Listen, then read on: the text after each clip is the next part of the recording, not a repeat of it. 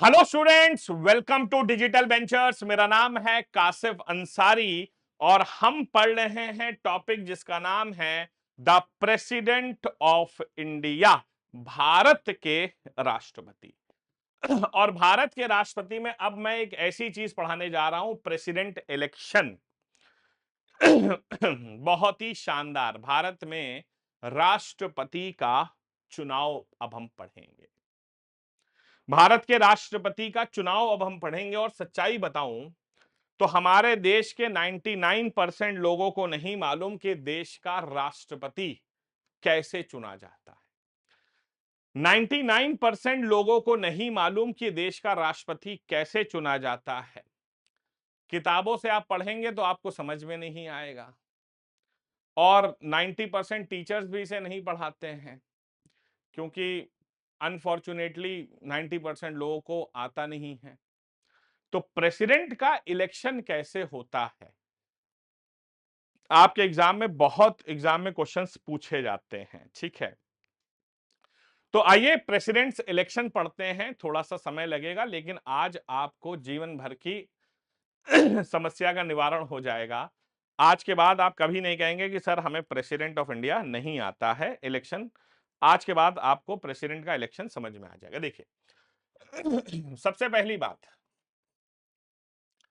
Article number 54, 55 and 71 of Indian constitution, भारतीय संविधान का अनुच्छेद 54, 55 और 71, ये क्या करता है? It deals with the election of the president of India. Bharat के राष्ट्रपति का चुनाव भारतीय संविधान के अनुच्छेद नंबर 54, 55 और 71 में बनाया गया है। तो आर्टिकल नंबर 54, 55 और 71 में राष्ट्रपति महोदय के इलेक्शंस के बारे में बताया गया है। नेक्स्ट पॉइंट लिख लीजिए, it is borrowed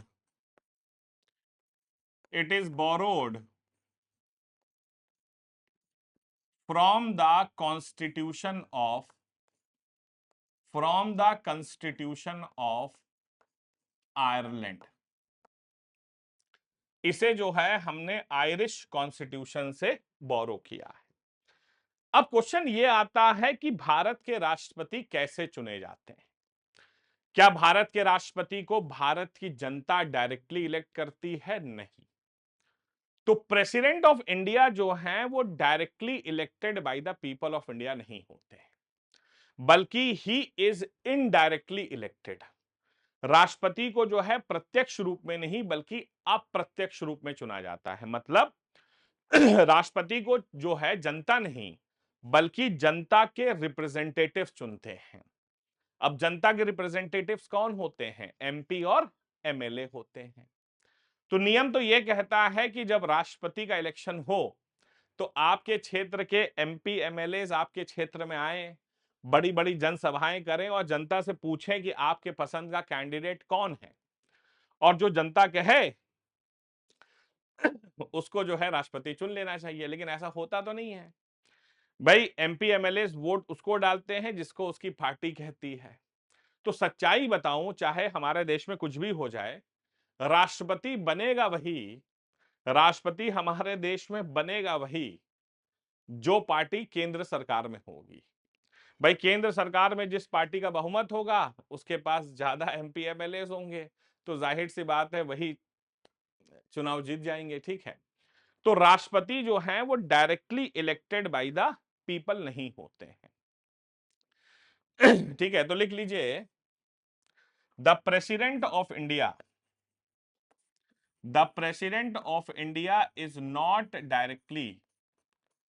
is not directly elected by the people of India, is not directly elected by the people of India.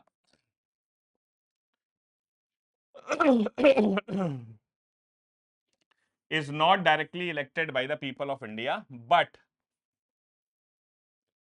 he is elected by a electoral college, लेकिन उसको चुना जाता है एक इलेक्टोरल कॉलेज द्वारा। तो president of India is not elected by the people of India directly, but he is elected by a electoral college. उसे एक निर्वाचन एक इलेक्टोरल कॉलेज द्वारा चुना जाता है। अब क्वेश्चन ये आता है कि जो राष्ट्रपति का इलेक्टोरल कॉलेज होता है उसमें कौन कौन लोग होते हैं, एग्जाम में 1000 बार पूछा गया होगा। हाँ बच्चों, तो हम बात कर रहे थे electoral college of the president के बारे में। तो अगर हम बात करते हैं कि भारत के जो राष्ट्रपति हैं उनका चुनाव आपको मालूम है, जैसा कि मैंने बताया कि एक इलेक्टोरल कॉलेज द्वारा किया जाता है। तो सबसे पहली चीज ये आती है कि इस इलेक्टोरल कॉलेज में कौन कौन हमारा शामिल होता है। ठीक है, देखिए अगर हम बात करते हैं इलेक्टोरल कॉलेज में तो सबसे पहले नंबर पर आते हैं आपके elected members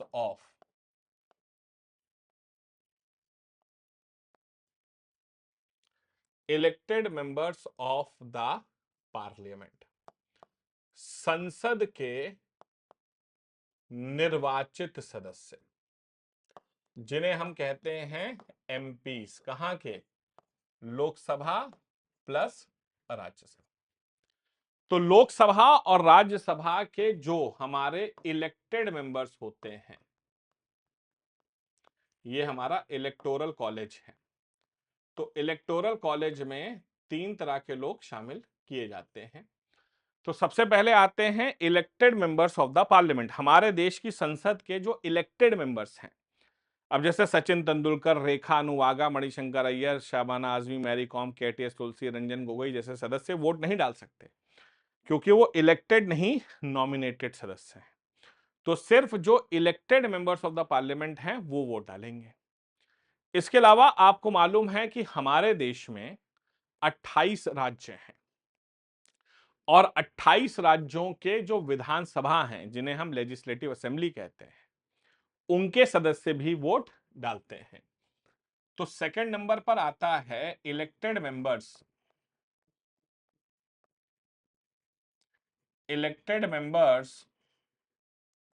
of the legislative assembly, elected members of the legislative assembly of all 28 states, सभी 28 राज्यों के विधानसभाओं के जो इलेक्टेड सदस्य हैं, जिन्हें हम विधानसभा कहते हैं, जिनके सदस्यों को एमएलएस कहते हैं। So elected members of the legislative assembly of all 28 state, सभी 28 राज्यों के जो विधानसभाओं के इलेक्टेड मेंबर्स हैं वो भी वोट डालेंगे। इसके अलावा आप जानते हैं कि हमारे देश में 8 यूनियन टेरिटरीज हैं। दिल्ली, पौंडीचेरी, जम्मू कश्मीर, लद्दाख, चंडीगढ़, लक्षद्वीप, अंडमान निकोबार और union territory of Dadra Nagar Haveli and Daman and Diu, ये 8 यूनियन टेरिटरीज हैं। और 8 यूनियन टेरिटरीज में हमारे 3 स्पेशल यूनियन टेरिटरीज हैं, जो कि दिल्ली, पौंडीचेरी और जम्मू कश्मीर, जिन्हें राज्यों का विशेष दर्जा मिला हुआ है। इसीलिए आप देखेंगे कि Delhi is a union territory, लेकिन वहां पर सीएम भी होता है। पौंडीचेरी जो है यूनियन टेरिटरी है, लेकिन वहां सीएम भी है, विधानसभा भी है। जम्मू कश्मीर यूनियन टेरिटरी है, लेकिन वहां पर भी विधानसभा भी है, सीएम भी है। लेकिन अब देखिएगा, बड़ा इंटरेस्टिंग क्वेश्चन है, यहां पर बड़ी प्रॉब्लम है। तीसरे नंबर पे बात हम करते हैं elected members of the legislative assembly, elected members of the legislative assembly of Delhi and Pondicherry only. So Delhi और पौंडीचेरी के जो एमएलएज होंगे विधानसभा के वो भी वोट डालेंगे। Elected members of the legislative assembly of Delhi and Pondicherry only. अब बच्चे मेरे ऊपर भैया चढ़ गए और बच्चों ने कहा कि सर एक बात बताओ कि जब जम्मू कश्मीर भी एक union territory with special status of the state है तो जम्मू कश्मीर यहां क्यों नहीं है? आपको मालूम है कि जम्मू कश्मीर हमारे देश में स्टेट हुआ करता था और 2019 में उसे यूनियन टेरिटरी का दर्जा दिया गया जब आर्टिकल 370 को एब्रोगेट किया गया। लेकिन हमारे संविधान में आर्टिकल 54 में बताया गया है कि राष्ट्रपति का इलेक्टोरल कॉलेज ये है, ये ओरिजिनली बताया गया है, ये ओरिजिनल हमारा इलेक्टोरल कॉलेज है। और अगर इसमें कोई बदलाव करना है तो भैया उसके लिए संविधान में संशोधन करना पड़ेगा आर्टिकल 368 के तहत। और क्योंकि ये प्रेसिडेंशियल इलेक्शन का भाई साहब अमेंडमेंट है तो ये बहुत बड़ा प्रोसेस है, इसमें आपको संसद की स्पेशल मेजॉरिटी तो चाहिए प्लस आधे राज्यों से रेक्टिफिकेशन भी कराना पड़ेगा, तब जाकर के जम्मू कश्मीर इसके अंदर बनेगा, हिस्सा बनेगा। तो नो डाउट कि जम्मू कश्मीर का भी नाम यहां पर होना चाहिए, लेकिन अभी तक संविधान में संशोधन नहीं किया गया है। उम्मीद करते हैं कि जल्दी ही संशोधन होगा और जम्मू कश्मीर इसका हिस्सा बनेगा। मैं उम्मीद करता हूं कि 2027 का जो राष्ट्रपति का इलेक्शन होगा उसमें जम्मू कश्मीर हिस्सा बन जाएगा, लेकिन फिलहाल जम्मू कश्मीर इसका हिस्सा नहीं है। एक व्यक्ति ने आरटीआई अभी डाला था और आरटीआई में उसने पूछा सरकार से कि जम्मू कश्मीर इसका हिस्सा क्यों नहीं है, तो सरकार ने भाई उसको एक सिंपल लाइन का जवाब लिख के दिया है कि please refer to article number 54। तो भाई इसका आंसर ये है कि सरकार को इंक्लूड करना है जम्मू कश्मीर को, नो डाउट। और 2022 का जो राष्ट्रपति का इलेक्शन हुआ था उसमें जम्मू कश्मीर नहीं था, लेकिन मैं उम्मीद करता हूं कि 2027 के राष्ट्रपति के इलेक्शन में जम्मू कश्मीर भी हिस्सा बनेगा। फिलहाल अभी सिर्फ दिल्ली और पौंडीचेरी है। Jammu Kashmir no doubt eligible है, लेकिन उसे इंक्लूड करने के लिए संविधान में संशोधन करना है जो अभी हमारी संसद ने नहीं किया है। समय के अभाव हो सकता है और भी कुछ कारण हो सकते हैं। तो ये तीन लोग जो हैं ये मिल करके इलेक्टोरल कॉलेज बनाते हैं प्रेसिडेंट का। इनके अलावा कोई भी चौथा इंसान राष्ट्रपति के इलेक्शन में वोट डालने के लिए एलिजिबल नहीं है। समझ रहे हैं आप? इसके अलावा कोई भी चौथा इंसान राष्ट्रपति के इलेक्शन में वोट डालने के लिए एलिजिबल नहीं होता है। अब सुनिएगा, कुछ बड़ा इंपॉर्टेंट चीज है, नोट है पहला। मान लीजिए कि अगर किसी राज्य में स्टेट इमरजेंसी लगी है तो क्या होगा? अगर किसी राज्य में स्टेट इमरजेंसी लगी है तो क्या होगा? सपोज करिए यूपी में स्टेट इमरजेंसी लगी है या मणिपुर में स्टेट इमरजेंसी लगी है और उस दौरान राष्ट्रपति का इलेक्शन हो जाता है। तो अगर स्टेट में इमरजेंसी लगी है, स्टेट की विधानसभा भंग हो रखी है और उस दौरान राष्ट्रपति का इलेक्शन आता है, तो उस दौरान जो है उस राज्य के विधानसभा के सदस्य वोट नहीं डाल सकते क्योंकि असेंबली डिसॉल्व हो रखी है। अगर स्टेट इमरजेंसी लगी है और असेंबली डिसॉल्व हो रखी है तो आप वोट नहीं डाल सकते। इसके अलावा दूसरे नंबर पे एक बड़ा इंपॉर्टेंट पॉइंट है कि हमारे देश में 6 बड़े स्पेशल राज्य हैं, यूपी, बिहार, महाराष्ट्र, कर्नाटक, आंध्र प्रदेश और तेलंगाना। यूपी, बिहार, महाराष्ट्र, कर्नाटक, आंध्र प्रदेश, तेलंगाना, ये हमारे देश में 6 स्पेशल राज्य हैं। अब आप कहेंगे सर ये स्पेशल क्यों है? स्टूडेंट्स ये स्पेशल राज्य ये इसलिए हैं क्योंकि यहां पर बाई कैमरल लेजिस्लेचर है। बाई कैमरल का मतलब ये होता है कि यहां पर विधानसभा के साथ साथ विधान परिषद भी होती है, विधानसभा के साथ साथ विधान परिषद भी होती है। तो यहां पर आप देखेंगे कि विधानसभा के साथ साथ विधान परिषद भी है, मतलब लेजिस्लेटिव असेंबली के साथ साथ लेजिस्लेटिव काउंसिल भी है। और मैं आपको बड़े स्पष्ट शब्दों में बता दूं, लेजिस्लेटिव काउंसिल का जो सदस्य, जो विधान परिषद का सदस्य है, चाहे वो इलेक्टेड हो और चाहे वो नॉमिनेटेड हो, चाहे वो इलेक्टेड हो चाहे नॉमिनेटेड हो, ये इंसान जो है वो राष्ट्रपति के इलेक्शन में वोट नहीं डालेगा। विधान परिषद के सदस्य जो हैं वो राष्ट्रपति के इलेक्शन में वोट नहीं डाल सकते, चाहे वो इलेक्टेड ही क्यों ना हो, चाहे नॉमिनेटेड क्यों ना हो। राष्ट्रपति के इलेक्शन में विधान परिषद का कोई लेना देना नहीं है, ठीक। और अगर विधानसभा तब वोट डालेगी अगर सब कुछ नॉर्मल है, अगर स्टेट में इमरजेंसी लगी है तो विधानसभा भी वोट नहीं डाल सकती। I hope it is clear to all of you. बहुत ही बढ़िया कंसेप्ट था ये, electoral college of the president हो गया, यहां तक सब लोग को बिल्कुल क्लियर होना चाहिए, ठीक है। अब देखिए अब प्रॉब्लम समझो, एक बड़ी अच्छी प्रॉब्लम थी यहां पर। प्रॉब्लम क्या थी कि हमारे देश में जनता वोट डायरेक्टली नहीं डाल रही थी, मतलब कि जनता वोट तो नहीं डाल रही थी, लेकिन संविधान कहता है कि भैया सभी राज्यों का बराबर रिप्रेजेंटेशन होना चाहिए, हर राज्य का बराबर रिप्रेजेंटेशन होना चाहिए। लेकिन मेरे भैया हर राज्य का रिप्रेजेंटेशन बराबर होगा कैसे, क्योंकि हर राज्य की आबादी भी तो डिफरेंट है। भाई उत्तर प्रदेश की आबादी 20 करोड़ है, सिक्किम की आबादी 5 लाख है। समझ रहे हैं? I am sorry. भाई उत्तर प्रदेश की आबादी 20 करोड़ है और सिक्किम की आबादी 5 लाख है। अब दोनों को बराबर वैल्यू कैसे दे दें? कोई फायदा ही नहीं है, इससे तो जनता का रिप्रेजेंटेशन हो ही नहीं पाएगा। तो अब एक इसके लिए क्या किया गया, एक फॉर्मूला निकाला गया, लिख लीजिए। In order to give equal representation to all the states, in order to give equal representation to all the states, सभी राज्यों को बराबरी देने के लिए there is a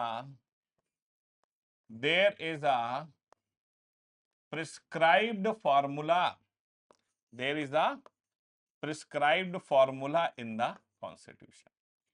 तो हर राज्य को भैया बराबरी मिले, इसके लिए सभी राज्यों को एक प्रिस्क्राइब्ड फार्मूला दिया गया।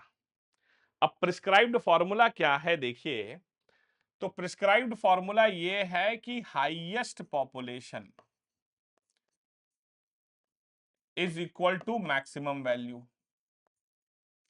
तो जिसकी पॉपुलेशन सबसे ज्यादा होगी उसकी वैल्यू भी सबसे ज्यादा होगी, और जिसकी पॉपुलेशन सबसे कम होगी उसको जो है सबसे कम वैल्यू मिलेगी। तो भैया जिसकी पॉपुलेशन ज्यादा उसकी वैल्यू ज्यादा, जिसकी पॉपुलेशन कम उसकी वैल्यू कम। इसीलिए कहा जाता है कि देश में राष्ट्रपति वही बनेगा जो उत्तर प्रदेश डिसाइड करेगा। उत्तर प्रदेश है उत्तम प्रदेश, क्योंकि यहां अपराध है कम। वाह क्या बात है, ठीक है। Highest population is equal to maximum value, तो इस हिसाब से यूपी की जो वैल्यू है वो सबसे ज्यादा है, और यूपी का भैया एक वोट जो है वो 208 वोट के बराबर होता है। मतलब यूपी का एक एमएलए एक वोट डालेगा तो बच्चों 208 वोट गिने जाएंगे। जबकि सिक्किम का सबसे कम पॉपुलेशन है, तो यहां पर क्या है स्टूडेंट्स की एक वोट जो है वो मात्र 7 वोट के बराबर है। सिक्किम का एक वोट जो है वो सिर्फ 7 वोट के बराबर है। ओ माय गॉड, ये तो बड़ा डेंजर काम है। भाई साहब ये सुना नहीं कि सभी राज्यों के जो मुख्यमंत्री थे उन्होंने कहा भाई ये तो हमारे साथ नाइंसाफी है। मुख्यमंत्रियों ने कहा कि भैया एक काम करो अपनी जनता से कि खूब आबादी बढ़ाओ, भैया जितनी ज्यादा आबादी होगी उतना हमारे राष्ट्रपति के इलेक्शन में वैल्यू मिलेगी। अरे भैया ये क्या कर दिया तुमने। भाई मुख्यमंत्रियों ने कहा अपने लोगों से कि जितना हो सके उतने बच्चे पैदा करो ताकि हमारी राष्ट्रपति के इलेक्शन में वैल्यू बढ़ सके। अब सरकार फंस गई धर्म संकट में, सरकार करे तो क्या करे। भाई सारे बड़े अधिकारियों को बुलाया गया, आईएएस ओआईएस आए, पूछा गया भैया बताओ क्या करें, तो बड़ी परेशानी है, तो धर्म संकट हो गया। तो उन लोगों ने क्या किया, एक फॉर्मूला और निकाला और उन्होंने कहा कि राष्ट्रपति के इलेक्शन में हम क्या करते हैं, बेस ईयर ऑफ पॉपुलेशन को मानते हैं। Base year of population exam में बहुत बार पूछा गया क्वेश्चन है कि राष्ट्रपति के इलेक्शन में जो बेस ईयर है पॉपुलेशन का वो क्या होता है। तो बेस ईयर ऑफ पॉपुलेशन जो है वो दरअसल हमारे देश में सेंसस ऑफ 1971 1971 की जनगणना जो है वो बेस ईयर ऑफ पॉपुलेशन मानी गई है। ऐसा क्यों हुआ? दरअसल होता यह है कि 1971 में हमारे देश में एक नारा दिया गया, हम दो और हमारे दो। सरकार जो है फैमिली प्लानिंग को लेकर के आई थी। सरकार कह रही थी हम दो और हमारे दो, जनता कह रही थी हम दो और आप हमारे खुद गिन लो। ठीक है, तो सरकार का कहना था हम दो और हमारे दो, जनता कह रही थी हम दो और हमारे खुद गिन लो। अब सारे बड़े अधिकारियों ने मुख्यमंत्रियों को बुलाया और उनसे कहा देखो साहब, हमारे देश में फैमिली प्लानिंग कब आई? 1971 में। मतलब कि जिस हर राज्य ने अपनी मर्जी से आबादी 1971 तक बढ़ाई है। उन्होंने कहा जी साहब ठीक है। तो 1971 के बाद हम फैमिली प्लानिंग ला रहे हैं, लेकिन 1971 को बेस ईयर ऑफ पॉपुलेशन मानेंगे। मतलब कि सन 1971 में जो आबादी है उसके आधार पर वैल्यू निकलेगी। तो उत्तर प्रदेश की जो आबादी थी ना सन 1971 में 13 करोड़ थी। तो ये जो 208 नंबर आया है ना, ये 13 करोड़ की आबादी के आधार पर निकला था। तो फिर स्टूडेंट से मुझसे कहा सर फिर उन राज्यों का क्या जो 1971 के बाद बने? बहुत अच्छा क्वेश्चन था। अब जैसे उत्तराखंड है वो यूपी से अलग हुआ, तो अब देखा गया कि उत्तर प्रदेश की आबादी 1971 में कितनी थी? 13 करोड़। अब 13 करोड़ में पहाड़ी कितने थे? तो देखा गया 8 करोड़। तो सॉरी 5 करोड़। तो उत्तराखंड की वैल्यू 5 करोड़ के आधार पर निकाल दी गई। समझ रहे हैं? इस तरह से उनको दिखाया गया। तो जो जिससे अलग हुआ उसके आधार पर उसको बाद में वैल्यू उसकी उस साल के हिसाब से निकाली गई। ठीक है, लेकिन आबादी 1971 की ही जो है बेस ईयर पर मानी गई। अब देखिए, अब ये वैल्यू 208 कैसे आती है, जरा मैं इसका ब्रीफ, अब बहुत अंदर कैलकुलेशंस में आपको जाने की जरूरत नहीं है, लेकिन आपको बस फॉर्मूला मालूम होना चाहिए। फॉर्मूला क्या है? Value of vote, value of vote of MLA. भाई एक एमएलए जब वोट डालता है तो उसकी वैल्यू कैसे निकाली जाती है? Value of vote of MLA. तो इसका फॉर्मूला ये है कि population of the state, population of state, भाई राज्य की आबादी, divide by total elected MLA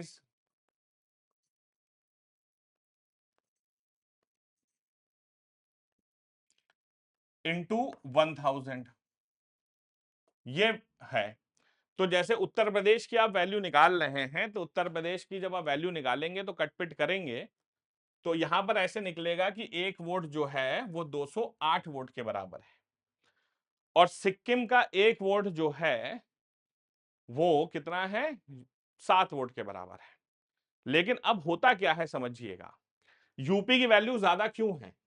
अब आप कहेंगे सर यूपी की वैल्यू ज्यादा क्यों है? क्योंकि एक वोट जो है वो 208 वोट के बराबर है, और यूपी के टोटल वोट्स कितने हैं?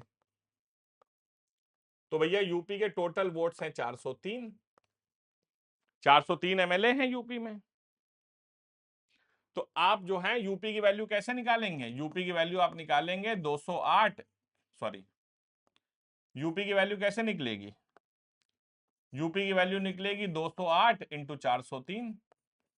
208 को 403 से मल्टीप्लाई कर दीजिए, तो यूपी की वैल्यू जो है 83,824 निकल जाएगी।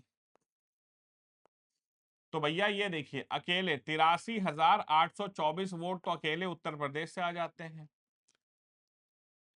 समझ रहे हैं?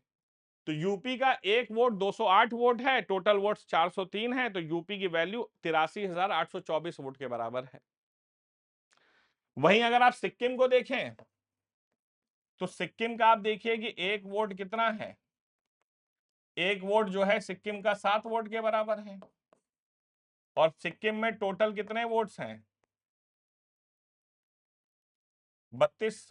वहां 32 ही सीट है, तो सिक्किम की वैल्यू कितनी हो गई? 32 इंटू 7। तो टोटल सिक्किम की वैल्यू जो है वो 224 वोट्स के बराबर है। तो इसके आंसर से क्या समझ में आया आपको कि उत्तर प्रदेश का एक वोट और पूरे सिक्किम राज्य का वोट ऑलमोस्ट बराबर है। यूपी का एक वोट 208 वोट है और पूरे सिक्किम राज्य का वोट जो है वो 224 वोट है। तो इसी तरह आप सभी राज्यों को ऐड करते चले जाइए। यूपी की वैल्यू 83,000 है, सिक्किम की वैल्यू जो है 224 है, किसी की 40,000 आएगी, किसी की 20,000 आएगी, किसी की 15,000 आएगी। इन सबको ऐड करेंगे तो टोटल वैल्यू ऑफ एमएलए कितनी निकलेगी? Total value of votes of MLA, अगर सारे राज्यों के एमएलए को हम मिला दें तो टोटल वैल्यू ऑफ वोट्स जो निकल के आएगी वो आएगी 5,43,231, 5,43,231। ये टोटल वैल्यू आएगी। 5,43,231 वोट, ये सारे राज्यों को आपने ऐड कर दिया। 83,000 प्लस 20,000 प्लस 10,000 प्लस 40,000 प्लस 224 सबको ऐड करने के बाद 5,43,231 वोट्स निकल के आएंगे एमएलए के। अब एमपीज का क्या होता है देखिए, अब एमपीज का बड़ा सिंपल है। Value of vote, value of vote of MP. अब एक एमपी साहब जो हैं, सांसद जो होते हैं, उनकी वैल्यू कैसे निकलती है? तो इसका वैल्यू निकालने का फॉर्मूला है total value of votes, total value of votes of MLA. तो एमएलए की जो टोटल वैल्यू ऑफ वोट्स निकली है divided by total elected MPs, total elected MPs. So total value of vote of MLA कितना है? 5,43,231 ये value है। Divide by MPs कितने हैं हमारे देश में? लोकसभा और राज्यसभा को मिला दीजिए। तो लोकसभा में टोटल 543 और राज्यसभा में 233, इलेक्टेड की बात हो रही है। तो इलेक्टेड जो होंगे वो टोटल 776 है। इसको काटेंगे तो आप देखेंगे कि एक वोट जो है वो 700 वोट्स के बराबर होता है। एक वोट जो है वो भाई साहब 700 वोट्स के बराबर है। वन वोट जो है वो 700 वोट्स के बराबर है, चाहे यूपी का हो, चाहे सिक्किम का हो, चाहे हरियाणा का हो, राजस्थान का हो। लेकिन फायदा जो है यूपी को मिलेगा। अब आप कहेंगे ऐसा क्यों सर?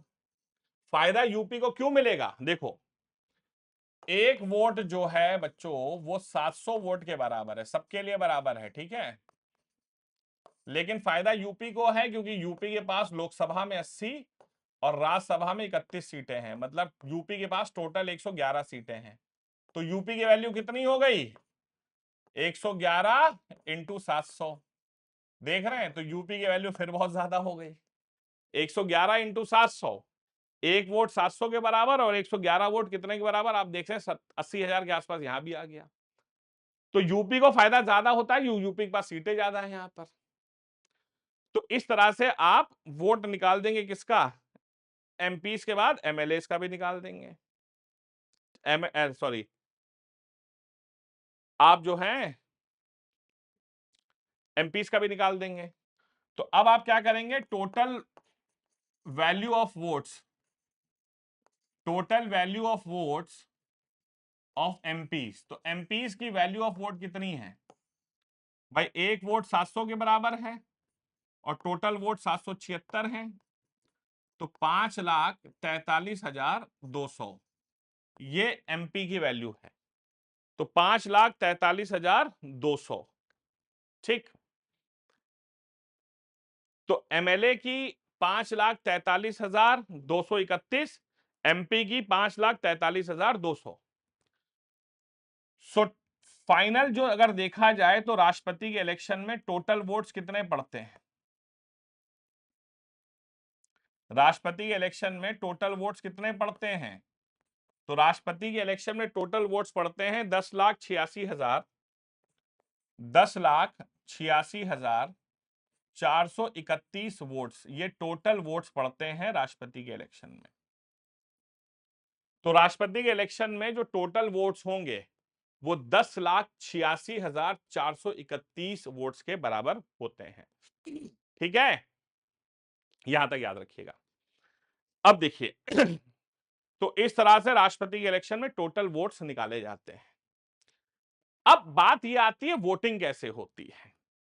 भाई देखो, हमारी वोटिंग जब हम एमपी एमएलए को चुनने जाते हैं तो बहुत डिफरेंट होती है, और राष्ट्रपति के इलेक्शन में वोटिंग बहुत डिफरेंट होती है। कैसे? भाई हमारी जो हम वोटिंग करने जाते हैं, पहली चीज तो वो ईवीएम पर होती है, लेकिन राष्ट्रपति का इलेक्शन जो होता है वो ईवीएम पर नहीं, बैलेट पेपर पर होता है, पहली चीज। तो राष्ट्रपति का इलेक्शन जो है वो ईवीएम पर नहीं, बैलेट पेपर पर होता है। दूसरा, आप जब वोट डालने जाते हैं तो मान लेते हैं कि 5 कैंडिडेट्स हैं। आप जब वोट डालने जाते हैं तो 5 कैंडिडेट्स हैं। सबसे ऊपर मान लीजिए बीजेपी है, समाजवादी पार्टी है, बहुजन समाजवादी पार्टी है, कांग्रेस है, और आपका आम आदमी पार्टी है, या अदर्स हैं। ठीक है, तो होता क्या है कि जब आप वोट डालते हैं तो आप सिर्फ सिंगल वोट दबाते हैं। हो सकता है कि आप इसको दबाएं, हो सकता है इसको दबाएं, हो सकता है इसको दबाएं, हो सकता है इसको दबाएं, हो सकता है इसको या इसको। राष्ट्रपति के इलेक्शन में ऐसा नहीं होता है। राष्ट्रपति के इलेक्शन में क्या होता है कि आपको ट्रांसफरेबल वोटिंग होती है, मतलब आपको अपना प्रेफरेंस सेट करना होता है। आप कहते हैं कि मेरा पहला वोट बीजेपी को जाएगा, दूसरा वोट कांग्रेस के लिए है, तीसरा वोट आम आदमी पार्टी के लिए, चौथा समाजवादी के लिए, और पांचवा बहुजन समाजवादी पार्टी के लिए। तो वहां पर आप क्या करते हैं? प्रेफरेंस वोटिंग करते हैं। मतलब कि पहला वोट मेरा बीजेपी को है, दूसरा कांग्रेस को है, तीसरा आम आदमी पार्टी को, चौथा एसपी को है, पांचवा बीएसपी को। इस तरह से वहां प्रेफरेंस वोटिंग करनी पड़ती है, ट्रांसफरेबल वोटिंग सिस्टम होता है। चलिए मैं बताता हूं, लिखिए, the voting is based upon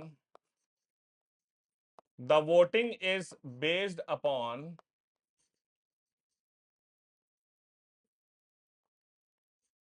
the voting is based upon proportional representation proportional representation proportional representation through single transferable voting system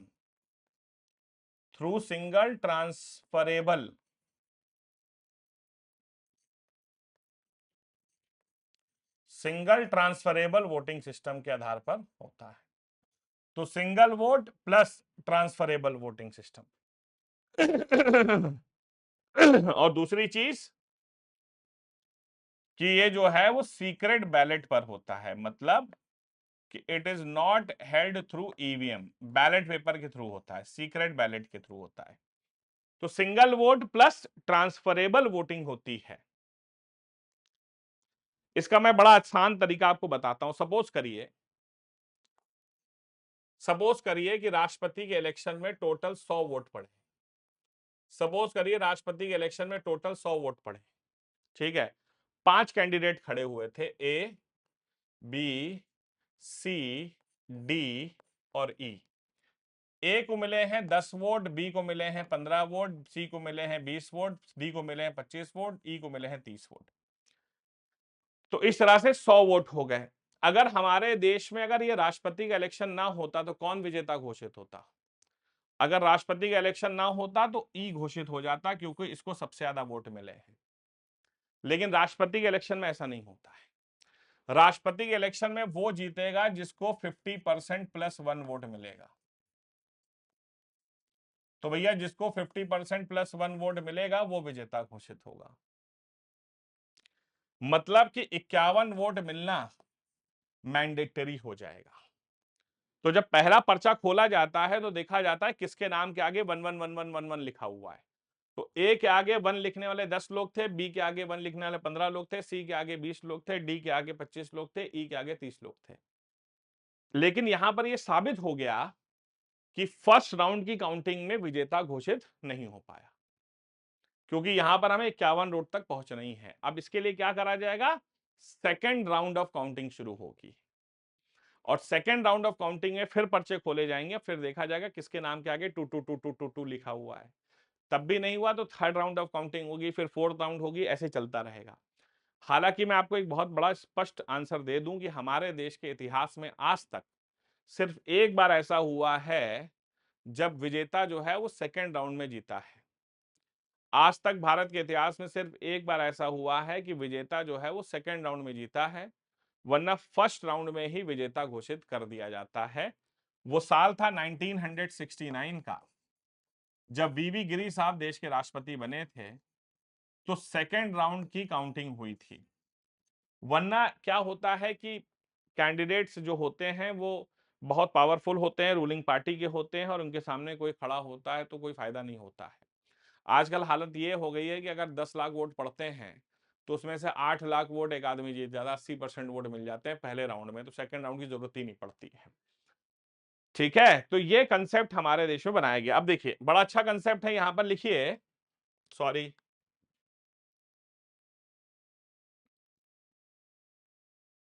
ठीक है, लिखिए,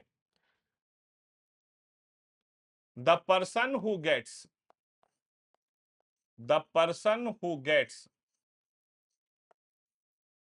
the person who gets 50% plus 1 vote, तो जिस भी इंसान को 50% प्लस 1 वोट मिलता है वो विजेता घोषित कर दिया जाता है। बड़े आसान शब्दों में मतलब कि अगर 10,86,431 वोट पड़े हैं टोटल, तो इसका 50% कितना होता है? 5,43,216। तो 5,43,216 प्लस 1, तो जिस इंसान को 5,43,217 वोट मिलेंगे वो विजेता घोषित हो जाएगा। तो 5,43,217 वोट जिसे मिलेंगे वो घोषित कर दिया जाएगा विनर। अब सपोज करिए कि कंडीशन ऑफ अ डेडलॉक हो गई, कंडीशन ऑफ अ डेडलॉक हो गया, मतलब कंडीशन ऑफ अ टाई हो गया। तो ऐसी कंडीशन में क्या होगा भाई? अगर कंडीशन ऑफ अ डेडलॉक हो गई, टाई हो गया, तो क्या होगा? दरअसल हमारे देश में मैंने बताया कि टोटल एमपीज जो हैं वो 776 हैं, लोकसभा में 543 और राज्यसभा में 233 जो इलेक्टेड हैं।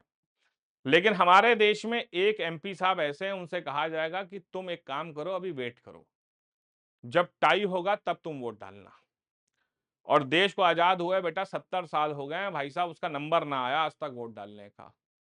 वो होते हैं हमारे लोकसभा के स्पीकर साहब।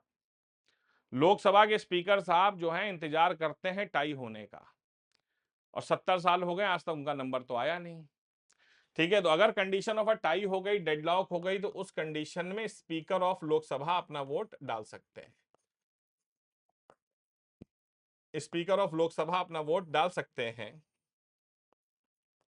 इसीलिए स्पीकर ऑफ लोकसभा के वोट को हम कास्टिंग वोट या डिसाइडिंग वोट भी कह सकते हैं, क्योंकि वो जीत और हार में फर्क करता है। वो वोट डालता नहीं है, लेकिन जिस दिन वो वोट डालेगा उस दिन बेटा याद रखिएगा सीधे जीत और हार में ही फर्क होगा। मतलब उसका वोट इतना पावरफुल है कि सीधे जीत और हार में फैसला कर सकता है। तो ऐसा कभी होता नहीं है, डेडलॉक होगा तो स्पीकर ऑफ लोकसभा वोट डाल के अपना सॉल्व कर सकते हैं उसे, कोई परेशानी नहीं। अब देखिए, अब तीन बड़ी इंपॉर्टेंट चीजें हैं भाई। देखिए, अब आप चुनाव लड़ने जाते हैं तो आप चुनाव लड़िए, कोई परेशानी नहीं, कोई परेशानी नहीं है। हमारा देश एक लोकतांत्रिक देश है। पहली चीज ये है कि बच्चा आपको जो है वो सिक्योरिटी डिपॉजिट करना होता है। भाई देखो, ऐसा है कि आपके चुनाव पे थोड़ा पैसा वगैरह सरकार का भी खर्चा होता है, तो आपको अपने चुनाव लड़ने के लिए एक सिक्योरिटी डिपॉजिट देना पड़ता है, जमानत देनी पड़ती है। और ये सिक्योरिटी डिपॉजिट कितना होता है तो मैं आपको बता दूं कि अगर आप राष्ट्रपति का चुनाव लड़ रहे हैं तो 15,000 रुपए आपको जा करके रिजर्व बैंक ऑफ इंडिया में जमा कराने पड़ेंगे। अपने नियरेस्ट आरबीआई में जाकर के 15,000 रुपए आपको जमा कराने पड़ेंगे, और आप जो है 15,000 रुपए जमा कराइए और आप चुनाव लड़िए। लेकिन इसका एक नियम है कि भाई साहब, अगर इलेक्शन का रिजल्ट आया और आपको मिनिमम 1/6 वोट नहीं मिले तो आपके ये पैसे जो है ना वो जब्त हो जाएंगे, जैसे मान लीजिए कि इलेक्शन में टोटल 100 वोट पड़े, तो अगर आपको 17 वोट पड़ गए तब तो ठीक है, अगर 17 वोट नहीं पड़े तो आपके ये पैसे जो है ना वो जब्त हो जाएंगे। मतलब चुनाव हारना मना नहीं है, बुरी तरह से हारना मना है, ठीक है। आपने सुना है ना जमानत जब्त हो जाना, वो तभी होती है जब आपको 1/6 वोट नहीं मिलते हैं। मतलब 100 में से आपको जो है 17 वोट मिलना जरूरी है, वरना आपके पैसे वापस नहीं होंगे। और हमारे देश में ऐसे बहुत महानुभाव हैं, एक व्यक्ति, उनका नाम मुझे याद नहीं है, कोई चौधरी साहब हैं, दिल्ली में रहते हैं। उनका नाम शायद गिनीज बुक में है कि उन्होंने दुनिया में 400 बार इलेक्शन लड़ा है और 400 बार उनकी जमानत जब्त हुई है। मतलब उन्होंने पंचायत से लेकर के राष्ट्रपति तक कोई इलेक्शन ना छोड़ा। तो आप लड़िए, कोई मना नहीं है, लेकिन भैया आपको पैसे तो जमा करने पड़ेंगे। 15,000 रुपए आरबीआई में आपको जमा करना पड़ेगा। राष्ट्रपति और उपराष्ट्रपति का चुनाव लड़ रहे हैं तो 15,000, एमपी का चुनाव लड़ रहे हैं तो 25,000, एमएलए का चुनाव लड़ रहे हैं तो 10,000। ये आपको सिक्योरिटी डिपॉजिट जमा करानी पड़ती है, ठीक है। सिक्योरिटी डिपॉजिट आपको जमा करानी पड़ती है। प्रेसिडेंट वाइस प्रेसिडेंट के लिए 15,000, एमपी के लिए 25, एमएलए के लिए 10, ठीक है। अब देखिए दूसरी चीज होती है जिसे हम कहते हैं प्रपोजर्स एंड सपोर्टर्स। अब ये बड़ा शानदार कंसेप्ट है। आपने देखा होगा जब भी हमारे देश में चुनाव होता है तो एक रिटर्निंग ऑफिसर होते हैं चुनाव के। रिटर्निंग ऑफिसर बेसिकली जो है एक आईएएस ऑफिसर होते हैं। और आपने देखा होगा मोदी जी जाते हैं उनके ऑफिस में भैया अपना पर्चा भरने के लिए, सभी लोग को जाना पड़ता है। यही हमारे लोकतंत्र की खासियत है कि आप चाहे कोई भी हो, आप चाहे कोई भी हो, लेकिन पर्चा भरने के लिए आपको एक आईएएस ऑफिसर के ऑफिस में जाना पड़ता है। और जब तक ये आईएएस ऑफिसर आपको परमिशन ना दे दे आप चुनाव लड़ नहीं सकते बच्चों। हाँ जी, एक आईएएस ऑफिसर के ऑफिस में आप जाते हैं और अपने साथ दो तरह के लोग लेके जाते हैं, एक होते हैं प्रपोजर्स, एक होते हैं सपोर्टर्स। वो जाते हैं ना हा हा हु हा हा, वो रोड शो करते हुए जाते हैं। एक होते हैं प्रपोजर, एक सपोर्टर्स। प्रपोजर्स वो होते हैं जो आपके नाम का प्रस्ताव रखते हैं। वो आईएएस ऑफिसर के सामने जाके कहेंगे हाँ साहब मैं इनको जानता हूं। और सपोर्टर्स वो होते हैं जो आपके नाम का समर्थन करते हैं। तो प्रपोजर्स वो होते हैं जो आपके नाम का प्रस्ताव रखते हैं और सपोर्टर्स वो होते हैं जो आपके नाम का समर्थन करते हैं कि हाँ साहब मैं इनका समर्थन करता हूं। सबसे इंपॉर्टेंट बात यह है कि आपको 50 प्रपोजर और 50 सपोर्टर्स लेके जाने पड़ते हैं। मतलब अपने साथ 100 लोग आपको लेके जाने पड़ेंगे। अब बड़ा इंटरेस्टिंग क्वेश्चन है, एमपी एमएलए के इलेक्शन में वोट कौन डालता है? एमपी एमएलए के इलेक्शन में वोट डालता है आम आदमी। तो प्रपोजर सपोर्टर कौन बनता है? आम आदमी बनता है। लेकिन राष्ट्रपति के इलेक्शन में वोट कौन डालता है? एमपी एमएलए बनते हैं। तो प्रपोजर सपोर्टर्स भी एमपी एमएलए ही होने चाहिए। तो आपको अपने साथ 100 एमपी एमएलए लेकर जाने पड़ेंगे जो आपके नाम का प्रस्ताव दें और आपके नाम का समर्थन दें। और इसी वजह से क्या होता है कि राष्ट्रपति का चुनाव का पर्चा बहुत लोग भरते हैं, लेकिन अंत में कुछ ही कैंडिडेट्स बचते हैं क्योंकि आप इतने सारे लोगों को लेके जा ही नहीं पाएंगे। तो अगर आप हमारे देश में प्रेसिडेंट का चुनाव लड़ रहे हैं, बड़ा इंपॉर्टेंट है, तो प्रेसिडेंट का चुनाव लड़ रहे हैं तो आपको 50 प्रपोजर और 50 सपोर्टर चाहिए। वाइस प्रेसिडेंट का चुनाव लड़ रहे हैं तो 20 प्रपोजर और 20 सपोर्टर चाहिए। अगर आप एमपी एमएलए का चुनाव लड़ रहे हैं तो आपको सिर्फ एक प्रपोजर और एक सपोर्टर चाहिए होता है। ऐसा क्यों है? क्योंकि एमपी एमएलए के चुनाव में आम आदमी वोट डालता है। आम आदमी तो लाखों की संख्या में पहुंच जाएगा, तो कहते हैं भैया एक ही दिया बस बहुत है, ठीक है। क्लियर है? हाँ जी। अब तीसरा ये है कि राष्ट्रपति के इलेक्शन में अगर मान लीजिए कोई इलेक्शन डिस्प्यूट हो जाए तो उसको कौन देखेगा? देखिए ऐसा होता है कि हमारे देश में जितने भी इलेक्शन डिस्प्यूट होते हैं वो सारे के सारे हाई कोर्ट्स द्वारा देखे जाते हैं। हमारे देश में जितने भी इलेक्शन डिस्प्यूट्स होते हैं वो सब हाई कोर्ट्स द्वारा देखे जाते हैं। लेकिन भारतीय संविधान का आर्टिकल 71 कहता है कि अगर राष्ट्रपति और उपराष्ट्रपति के इलेक्शन में कोई इलेक्शन डिस्प्यूट होता है तो उसे सिर्फ और सिर्फ सुप्रीम कोर्ट ऑफ इंडिया ही देख सकती है। मतलब राष्ट्रपति और उपराष्ट्रपति का election dispute can be looked after by the supreme court of India only. सर्वोच्च न्यायालय के अलावा इस इलेक्शन डिस्प्यूट को और कोई नहीं देख सकता। बाकी सारे इलेक्शन डिस्प्यूट्स जो हैं वो हाई कोर्ट्स देखती हैं, लेकिन आर्टिकल 71 कहता है कि प्रेसिडेंट और वाइस प्रेसिडेंट में सिर्फ सुप्रीम कोर्ट देखेगा। This ends with your presidential elections. तो election of the president of India खत्म हो गया। आई होप सबको समझ में आ गया होगा। तो करीब 45 मिनट लगे, लेकिन 45 मिनट में आई होप सबको भारत के राष्ट्रपति का चुनाव क्लियर हो गया होगा।